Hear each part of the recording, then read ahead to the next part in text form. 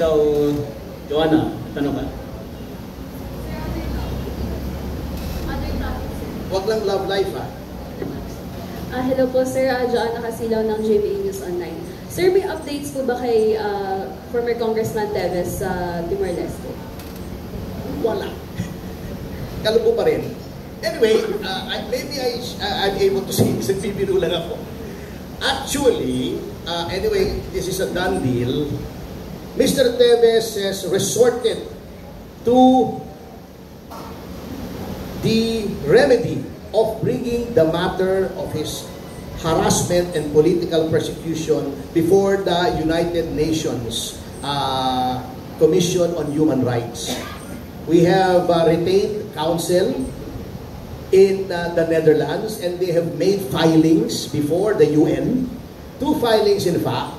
One is invoking his right and complaining about violations of his human rights, and another is an application to the special rapporteurs to look into the case and see whether or not there is a violation of the rights of Mr. Teves as an individual and subject of international law under both the United Nations Universal Declaration of Human Rights and the International Treaty on Civil and Political Rights, both of which the Philippines is a signatory, and therefore under the law, under the doctrine of incorporation, they become also part of the law in the same level as acts of Congress. Therefore, dapat sundin ng ating gobyerno.